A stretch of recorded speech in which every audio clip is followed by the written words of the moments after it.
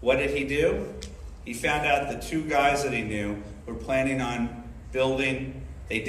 manufactured Molotov cocktails that they were going to use with a special kind of oil that burns skin worse than they manufactured that which would maim the delegates, the people attending it, and specifically going after the police.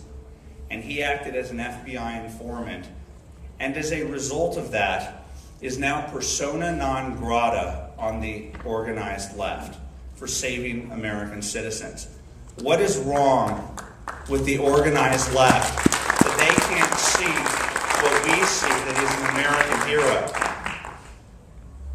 Everyone remember Acorn? Mm-hmm. Yep. What did Wade Rathke have to say about you going to the... What did Wade Rathke have to say, Brandon, about you going to the police and stopping that which could have killed and maimed many people? He said it was a shame that Brandon Darby decided to snitch. That's Acorn. That's the Caucasian brother of the brother who laundered about $5 million, also Caucasian, from this group that helps poor people. Is Anita Moncrief around? She's another American hero. She's also going to be in this film. She understands the left. Acorn is a central force in Occupy, as this film will show you. Lee Stranahan went down to Occupy, and he was taken around by a lovely young lady, and there are many nice people who have joined Occupy.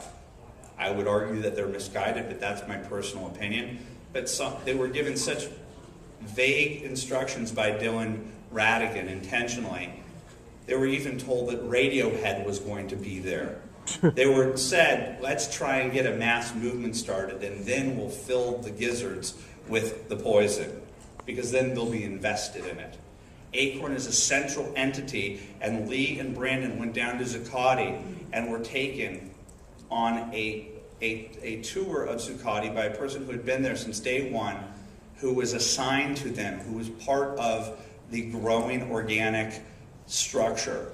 And in that, she matter-of-factly stated, because we had been reporting on the rapes and the sexual assaults, that it was unsafe for women, something that the mainstream media would not report because it would hurt their darling new counter-Tea Party.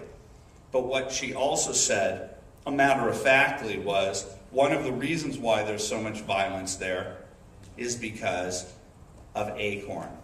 Acorn's reformed everybody, and they're there doing what they've been doing for years. They are the shock troops, they are the ground army for the progressive movement, and they're back, and they were paying people $100 a pop, homeless people, drug addicts, to become part of the numbers game so that it would look good on television. They're also organizing bank takeovers in San Francisco. That's who. Acorn's explicitly the one, we have videotape of it, waving you into the bank. Right. Well, anyway, I've said enough because we can ask some questions here and people can introduce themselves. I've said Lee is heroic for sticking his neck out on the line because his newfound friend, Brandon, gets the snitch treatment, and he's getting the same treatment. I'd like everybody here to have their backs, because what they're doing is a patriotic duty where it says nothing about their politics. This has to do with a sense of right and wrong. And this movie is going to expose to you what I have argued for a long time, and I say it to their face, including to Terry Moran at ABC. What you do is evil. You knock down the Tea Party, and these are the good and decent people, and you build up a violent group of people who actively are pursuing the destruction of this country. This film will show you the people who organized Crawford, Texas. Do you remember Cam Casey? That was an occupation. They occupied Crawford, Texas. And that was puppet masters taking a symbol of grief, a sympathetic figure, Lisa Fithian, who's obsessed with taking this guy down. She's a radical anarchist socialist who has a long history in the radical left, was long connected to Abby Hoffman. She's as nasty as they get. And this is a person who has said on tape that you cannot redeem this country, that it needs to be burned down in essence. Okay? These are the puppet masters of this group, and they want to destroy it. So the only way to tell it is for people who are willing to put their necks out there on a line, because the media is going to destroy them, and the left is going to isolate them for destruction. And I'm so happy to be working with David, because David Bossy, because everywhere I've gone in Occupy, I kid you not, these people come up and grill me about Citizens United. Like, what do you think about Citizens United? They're the worst, they're the worst. I'm telling you, whoever they hate, I love. Because they're truth seekers. Citizens United are truth seekers. And the very Supreme Court case that they hate is the embodiment of the new media revolution, of us grabbing back the American narrative from the radical left.